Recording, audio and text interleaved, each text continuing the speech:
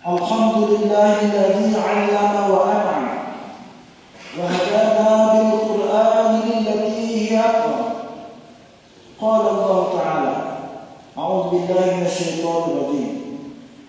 Walladzi ja'ala lakumul arda dhalula famshu fi manakibiha wa kulu min rizqihi wa ilayhi nusyur. Asyhadu an la ilaha illallah wahdahu la syarika lahu wa asyhadu anna sayyidina Muhammadan 'abduhu wa rasuluh. Allahumma shalli wa sallim ala sayyidina Muhammad wa ala alihi wa ashabihi ajma'in. Amma ba'd. Fa ya ibadallah, ittaqullah, usikum wa iyaya bi taqwallahi wa ta'atihi la'allakum tuflihun. Para tetamu Allah yang diberkati, kejayaan yang hakiki didamai oleh setiap orang yang beriman memperoleh ganjaran surga, surga yang tiada tandingannya. Jalan untuk mendapatkannya dengan bertakwa dan beriman dengan sebenar-benarnya kepada Allah Subhanahu wa Ta'ala. Justru pada hari yang berbahagia ini, marilah kita mempertingkatkan takwa kepada Allah Subhanahu wa Ta'ala dengan mentaati segala perintahnya, menjauhi segala kedahannya. Semoga kita tergolong dari kalangan mereka yang berjaya di dunia hingga di akhirat. Pada hari yang berbahagia ini, marilah kita sama-sama menghayati khutbah bertajuk meminta-minta agar sifat tercela. Sidang jemaah yang dirahmati Allah, firman Allah Subhanahu wa Ta'ala surah Al-Mulk ayat ke-15 sebagaimana yang dibacakan pada Quran khutbah tadi bermaksud, dialah Allah menjadikan bumi bagi kamu mudah digunakan, maka berjalanlah di merata-rata curug rantau, serta makanlah daripada rezeki yang dikurniakan oleh Allah. Ingatlah kepada Allah dua tempat kembali kamu sesudah bangkitkan hidup semula, maka hargailah nikmatnya dan takutilah kemurkaannya. Islam amat menggalakkan setiap umatnya mencari harta dengan cara halal dan diridai oleh Allah Subhanahu wa Ta'ala. Harta yang dikumpulkan melalui usaha titik pulau sendiri adalah lebih mulia dibandingkan dengan cara meminta-minta daripada orang lain. Sudah menjadi tanggungjawab bagi setiap mukallaf, lebih-lebih lagi suami atau ketua keluarga, memberi nafkah kepada anak dan isteri. Lihatlah suasana kehidupan di bandar yang menyaksikan betapa tekun dan amanah masyarakatnya berpagi-pagi di tempat kerja demi memastikan tanggungjawab mereka keluarga dapat melaksanakan. Namun di celah-celah kesibukan warga kota terdapat pula insan-insan yang hanya mencari jalan mudah memperoleh rezeki dengan cara meminta-minta atau mengemis. Pernah suatu ketika zaman Rasulullah SAW, sahabat baginda dari golongan Ansar yang bernama Qabisah bin Al-Mukharib datang menemui baginda. Beliau datang dengan tujuan untuk meminta bantuan kepada Rasulullah kerana pada ketika itu beliau sedang menghadapi bebanan yang sangat berat. Beliau mengharapkan agar kedatangan itu Rasulullah akan memberi sedekah untuk mengurangkan bebanan yang ditanggungnya. Lalu Rasulullah yang memintanya supaya menunggu seketika sehingga sampai sedekah daripada beliau untuk diberikan kepada beliau. Ketika beliau menerima sedekah tersebut, Rasulullah bersabda kepada beliau sebagaimana yang diriwayatkan oleh Imam Muslim rahimahullah dari Kinanah bin Nu'aim al-Alami, ya Qabisah, innal mas'alata la tahillu illa li ahadi salasah rajulin تحمل حمالة فحلت له المسألة حتى يصيبها ثم يمسك، ورجل أصابته جائحة اشتاعت له فحلت له المسألة حتى يصيب قوام من عيش، أو قال سدالا من عيش، ورجل أصابته طافة حتى يقوم ثلاثة من ذوي الحجاب من قبل لقد أصابت فلانا فاقة فحلت له المسألة حتى يصيب قواما من عيش، أو قال سدالا من عيش، فما سواهن من المسألة يا قبيصة سكتا يأكلها صاحبها سكتا. Bermaksud, wahai Qabisah, sesungguhnya meminta-minta itu tidak dibolehkan kepada sesiapa pun kecuali 3 orang sahaja. Seorang yang menanggung beban yang menyulitkan boleh, maka dibolehkan baginya meminta-minta sehingga selesai menutupi beban masalah, lalu hendaklah ia berhenti daripada meminta-minta.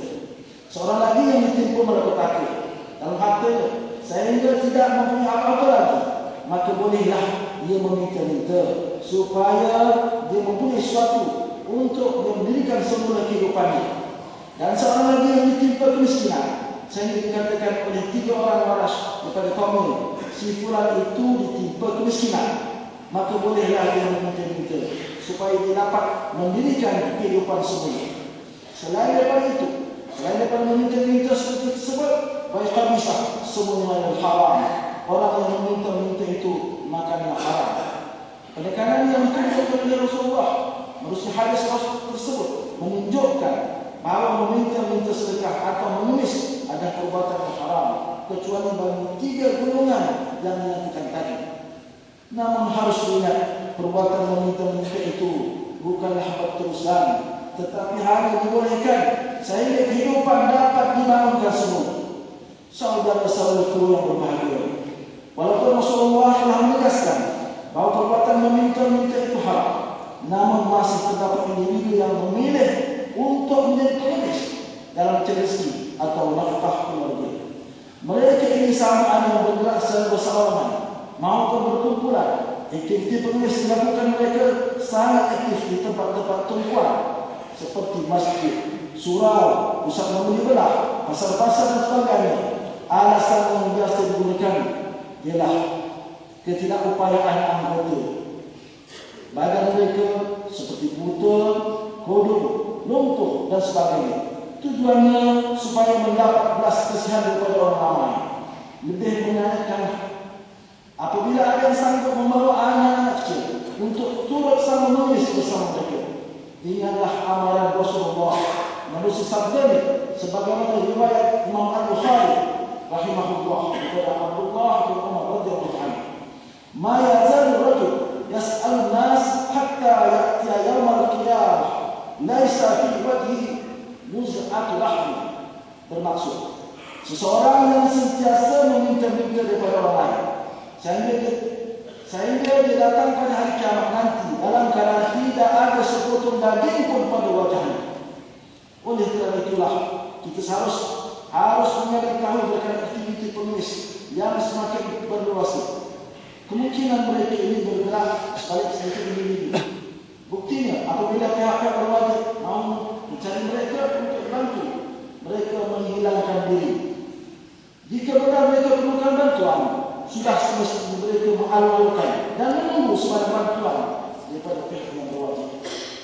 Ada juga dari kalangan mereka yang menipu orang ramai seperti memalsukan dokumen atau surat kononnya mereka telah mendapat kebenaran daripada pihak berkuasa.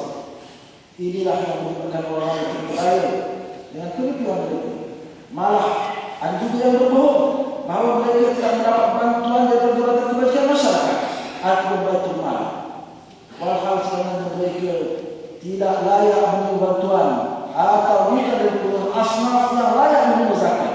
Dengarlah hadis Nabi sallallahu alaihi wasallam riwayat Imam Ahmad rahimahullah pada Qudsi bin Dinar radhiyallahu anhu. Man sa'ala min ghairi faqri fakannama ya'kulu al-jam. Bermaksud, sesiapa yang meminta-minta daripada orang lain tanpa ada kesulitan, maka seolah-olah ia memakan bara api neraka. Para tetamu Allah yang berkati, kegiatan mengemis yang semakin berluas dengan ini harus segera diatasi. Tidak dinafikan, masih ada kalangan mereka daripada kalangan kita terpaksa mengemis disebabkan badan kurang dan kewangan yang ditanggung. Namun ingatlah, perbuatan meminta-minta daripada orang ramai bukanlah satu dengan mudah mendapatkan bantuan. Berbagai inisiatif yang boleh diambil seperti meminta bantuan daripada Baitul Mal atau inisiatif lain yang berkaitan, segeralah mendapatkan bantuan daripada pihak berkaitan supaya bebanan dan tanggungan tersebut dapat diatasi atau sekurang-kurangnya meringankan bebanan. Islam amat menggalakkan umat bersedekah dan infak, samping tidak meninggalkan kewajiban berzakat. dalam situasi kegiatan mengemis yang berluasa ini adalah lebih baik bagi kita memberi sedekah kepada masjid, surau, sekolah-sekolah tahfiz dan iktiraf, badan-badan kebajikan dan tempat-tempat yang diperlukan ketulusan menguruskan amanah. Namun jangan dilupakan untuk mengeluarkan zakat pada pusat zakat dan Baitul Mal, supaya dengannya kita dapat membantu asnaf-asnaf yang layak mengeluarkan zakat. Ingatlah, jika kita tidak memberi sedekah kepada pengemis, bukan bermakna kita bakhil, tapi kerana mahu mengelakkan daripada mereka memakan hati yang cara haram. Bantulah mereka dengan cara yang betul. Adukan masalah mereka kepada pihak-pihak berkaitan, seperti melalui surat jejak asnaf yang tubuhkan oleh Baitul Mal. Firman Allah Subhanahu wa taala di surah Al-Baqarah ayat 273. Lil fuqara alladziina uhsiru fi sabilillah la yastati'una darban fil ard yahsabuhumul jahilu aghniya'a min at-ta'affuf ta'rifuhum bisimahum la yas'aluna an-nasa ilhafa wa la tunfiqu min khairin fa inna Allaha bihi 'alim. Bermaksud, pemberian sedekah itu ialah bagi orang fakir miskin yang telah menentukan dirinya menjalankan khidmat atau berjuang pada jalan Allah, membela Islam, yang tidak berupaya membara di muka bumi untuk menjaga atau sebagainya. Mereka itu disangka orang kaya oleh orang yang tidak mengerti halnya, kerana mereka menahan diri daripada meminta-minta. Engkau kenal mereka, melihat sifat-sifat dan cara masing-masing. Mereka tidak meminta kepada orang ramai atau mendesak-desak. Ketahuilah, apa itu yang kami belanjakan daripada harta halal, maka sesungguhnya Allah sentiasa mengetahuinya. Mimbar ini memberi pesanan kepada mereka yang terlibat dengan kegiatan menulis, sama ada sedikit atau tidak, supaya menghentikan kegiatan tersebut. Semua agensi kerajaan yang terlibat perlu bertindak segera untuk menghentikan kegiatan menulis. Ambillah tindakan sewajarnya mengikut undang-undang kerana ia mencemarkan maruah umat Islam. Sidang jemaah yang dirahmati Allah, kesimpulan yang dapat diambil dari khutbah pada hari ini. Pertama, Islam menggalakkan umatnya berusaha mencari kesenangan hidup di dunia dengan usaha sendiri, bukan dengan meminta-minta pemberian orang lain. Kedua, perbuatan meminta pemberian daripada orang lain atau mengemis adalah dilarang Islam. Bahkan ia menjadi penyebab dosa yang membawa ke neraka. Ketiga, infakkanlah sebagian harta kita pada jalan Allah, yaitu pada tempat-tempat yang betul, supaya agihan bantuan kepada guna asnaf dapat dijalankan dengan adil dan saksama.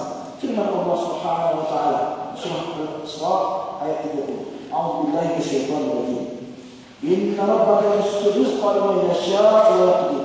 Innahu kana bi'ibadihi khabiran basira. Bermaksud, sesungguhnya Tuhanmu yang meluaskan rezeki bagi sesiapa yang dikehendaki menurut undang-undang peraturannya, dan dia juga yang menyempitkan menurut yang demikian. Sesungguhnya dialah Allah maha mendalam ilmunya, pengetahuannya, lagi maha melihat akan hamba-hambanya. Barakallahu wa lakum bil Qur'anil azim wa nafa'ani wa iyyakum bima fihi minal ayati wa dzikril hakim. Taqabbal minni wa minkum tilawah innahu was-sami'ul 'alim. Aqulu qawli hadha astaghfirullah al-'azim li wa lakum لسائر المسلمين والمسلمات والمؤمنين والمؤمنات الأحياء منهم والأموات فاستغفروه إنه هو الغفور الرحيم.